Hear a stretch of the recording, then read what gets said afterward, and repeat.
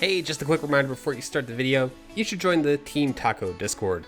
If you join, you can partake in chill discussions, hunting parties, giveaways, and more. There's a link down in the description. Monster Hunter World is finally out on PC and it's been selling really well. Like, really well. It's sold over 2 million copies on Steam alone just in the past couple days. That's awesome, that's great news for the franchise and other Japanese developers. Please bring Persona to PC. But wait, do you see anything weird here? Yeah, look at that rating. It's mixed. In fact, it's hovering around 47%. So what exactly is the problem here? Well, I don't want to sound all super negative, but there actually are some crazy benefits to playing on PC. First and foremost, the game is significantly faster to load pretty much everything. On my PS4, it can take upwards of a minute to load into a hunt, and that's after loading the mission while in town. On PC, everything pretty much loads instantly, or usually takes about 5 seconds or so. It's so convenient and it just saves so much time. Like really, when I stream this game from the console, I end up spending 2 or 3 minutes just waiting to get into the hunt. Imagine this, if you're fighting something dangerous like a behemoth or something, and your entire party triple carts immediately, you're stuck waiting to load back to town just to restart the mission.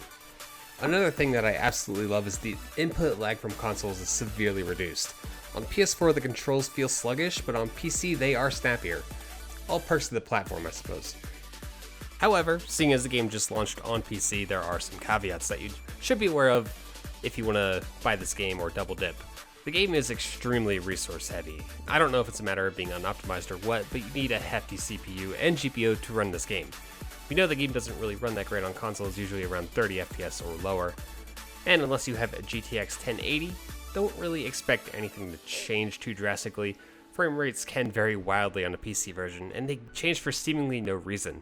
I had a lot of settings set on medium, with some effects turned off entirely, and I was getting all sorts of FPS dips into the 40s just by running around the ancient forest.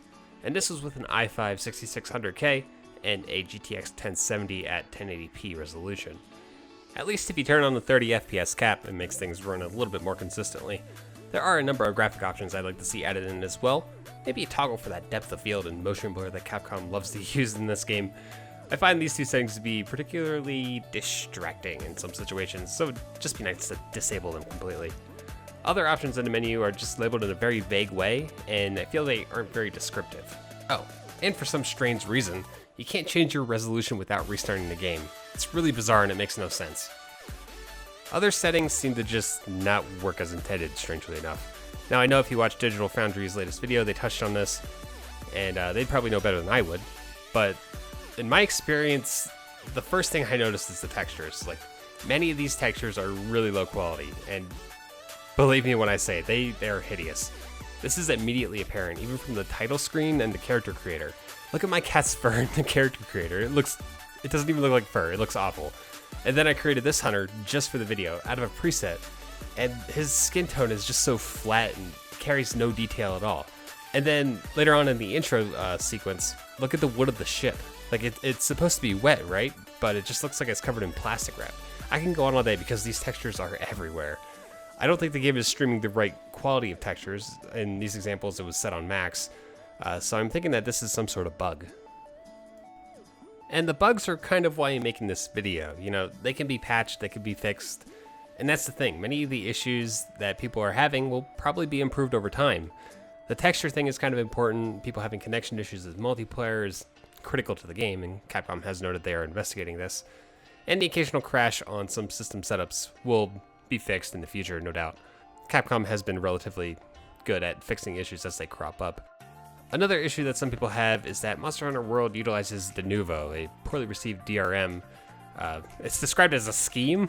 It sounds weird to say, but it's a very poorly received DRM scheme that many PC games use today. Many people aware of it just hate its guts, but I'm not really well versed on it, so I can't speculate. But from what I gather, previous games that have utilized Denuvo suffer from frame drops, even 2D games like Sonic Mania.